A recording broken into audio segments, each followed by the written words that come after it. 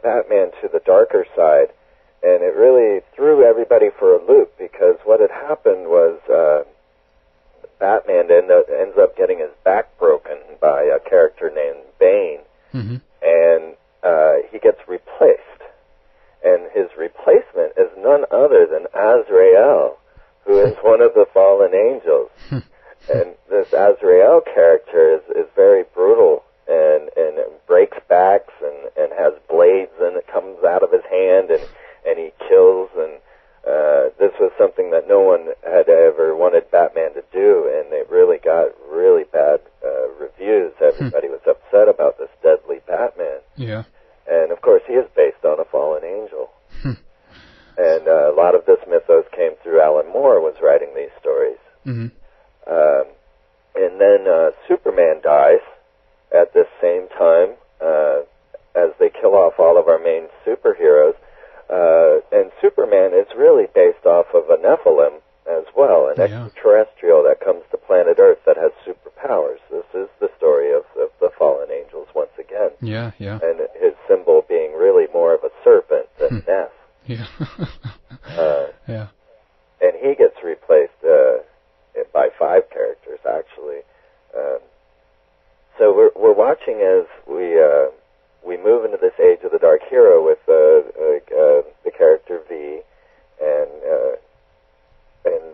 Superman gets replaced by Hellspawn as Image Comics takes over the scene and becomes the ultimate comics out there. Yeah. And we end up with characters like Shadowhawk and Spawn. Can we tie, Hellboy into this also? Oh, yes. Hellboy, of course, is the story of a combination of technology with occultism. And as I started to look deeper into, say, the Montauk projects and the Philadelphia experiment, as they were trying to open a trans-dimensional vortex to make ships invisible, and found, if you believe the story to be true, which many have come out and been whistleblowers that it was true, that these men were actually became part of the ship because they didn't quite correlate the proper time structure of the mind with the time structure they were sending them through. And so men that were having thoughts were placed inside of the metal. Well, one of Aleister Crowley's children reports that he was used in a ritual in England and was passed through this circular rocks tube in a ritual in order to open the portal for the Montauk Project or the Philadelphia experiment. Oh, really? We're finding, and of course then Hitler, the Hellboy story is all about the Nazis using a combination of occultism and technology. And Hitler was rampant on finding things like the Ark of the Covenant and the Spear of Destiny. And these all tie into the whole Shekinah event again, where we find that Nebuchadnezzar was known to have found the Ark of the Covenant, and then Saddam Hussein claiming to be Nebuchadnezzar reincarnated and rebuilding all these ancient Babylonian structures of Nebuchadnezzar. Yeah, yeah. I mean, let's touch upon that, because that's a very fascinating idea, as you say. I mean, King Nebuchadnezzar, and he was also, of course, executed on the Festival of Sacrifice, the Muslim Festival of Sacrifice.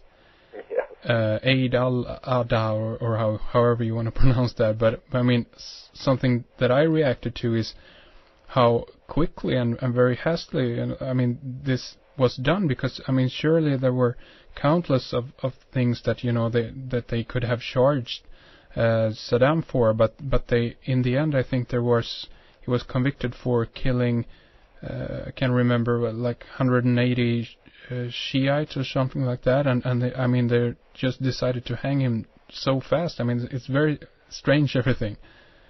Yes, and that's one thing that we will continually find about these people, is that there is a particular timeline and even astrological significance to these types of murders. 911 is connected with these type of events as well, with astrological significance. Richard Hoagland covers all of that very Yeah, yeah. So there is a very specific timeline that they are on, and these things do have to occur. And that is how I predicted 911 to the day. And one that I'm watching right now is the date 1013. Mm-hmm. And of course, that is the name of Chris Carter, who does the X-Files. Yeah. That's the name of his production company, 1013. Oh, really? And I find it also very intriguing that it was 10/13/1957, which is the date Chris Carter gives for the trade-off of humans for alien technology. And when we're looking into occultism, you find that really its main object is to make contact with what I call pan-dimensional beings. Mm-hmm. Yeah. John Dee and his Enochian angelic magic to contact these angels, and Aleister Crowley's use of sexual rituals to contact a wasp, Atlantean. So you see that magic is contact with these beings, and it definitely correlates with Hollywood, and so 1013 has become one that I'm keeping my sights on right now. So, of course, I look at these things like I mentioned the November 7th on your show, and I had mentioned casually 911 to my friends, and now I'm casually mentioning 1013. I never am sure what's going to occur, but I just want to mention that there was a Masonic cornerstone laying ceremony, which I should say the Twin Towers had a Masonic cornerstone laying ceremony on 911, and the Pentagon had a Masonic cornerstone laying ceremony on very different years, decades apart. Well, the White House, it turns out, had a Masonic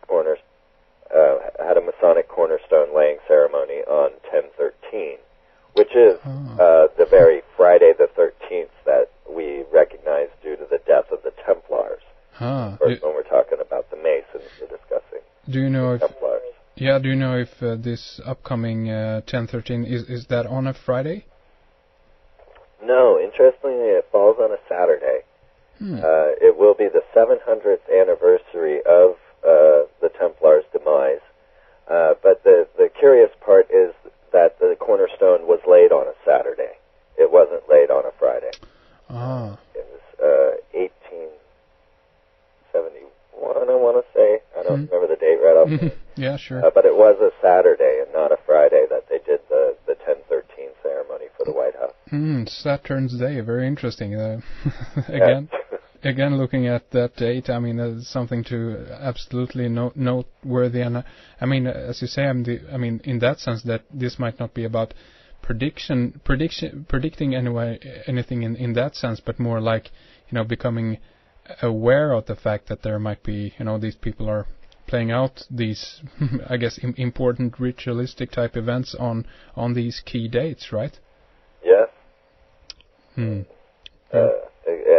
it does happen, and I've not been wrong yet, and I'm curious, I don't know where it comes from or why, but I just happen to notice these things. Yeah.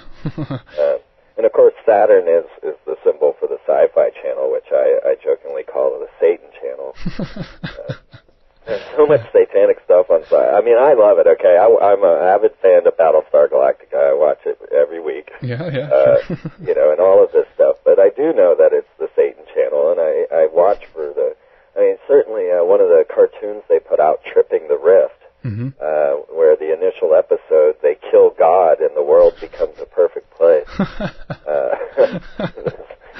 Oh my! Gotta wonder. Yeah, sure. And at the same time, I mean, it can be very interesting to view these series and all of this in a manner of more inspecting them, I guess, in that sense that you actually are looking at what they're trying to get through to people. I mean, and that in itself is extremely exciting, I think. I agree with you. Yeah. Another show that came on right after Tripping the Rift was, I think it was Fear Factor. No, it's not called Fear Factor. It was the other one with Jennifer Connelly. Can't think of the name of it right now, but the whole goal was to freak people out. And the episode that came on right after Tripping the Rift showed them trying to get this guy to take this money out of this coffin, and he wouldn't do it. He's like, no, I just started college and my life is just getting good and I really don't want to be involved in this. And they were like, well, then we're going to have to kill you. And he's really panicking. Mm-hmm. And they beat this other guy next to him with a shovel. And I mean, it looked really real. I was looking at it going, oh my God, it really looks like they're beating that guy with a shovel. And this guy's really panicking. And Connolly comes onto the screen after that and says, well, we couldn't turn him to the dark side. Maybe next time. Oof. Okay. You don't remember the name of the series? I gotta check this out. Yes, I'm trying. It's like Fear Factor, Scare Tactics. Scare Tactics. Okay, sure. Very strange. Gotta check that out. I mean, so openly. You know? Yeah. It's very interesting stuff. And again, Freeman, I want to tie this back a little bit to. We're speaking about genetic manipulation, I guess, some kind of, conditioning going on. I mean, with series like the film series like X-Men, I feel more that these are about, implementing and getting us to accept, genetically manipulated, I guess, super soldiers / superhuman beings more than this is about evolution in that sense. Do you agree on that? Yeah. I do find these concepts very intriguing, and definitely the concept of mutants combined with this technology. Because the mutant idea, it really intrigues me, and I often wonder if we are working towards a mutation of humanity at this time, in that this might be what they want to control with tools such as HARP, to actually manipulate our very frequency. Because of shows like Heroes as well. Yeah, absolutely. The idea of these mutants. Yeah. These new, or what could very much be just human potential, ESP and flying. Yeah. It's within our dream realms. It's within our imagination and our consciousness that these things exist. Yeah. A great many of them were portrayed in ancient or in like Japanese films or Asian films that. Such as Crouching Tiger, Hidden Dragon, sure, where you can, make these massive leaps through the air, and it's almost like a dream realm, yeah. Much like the world inside of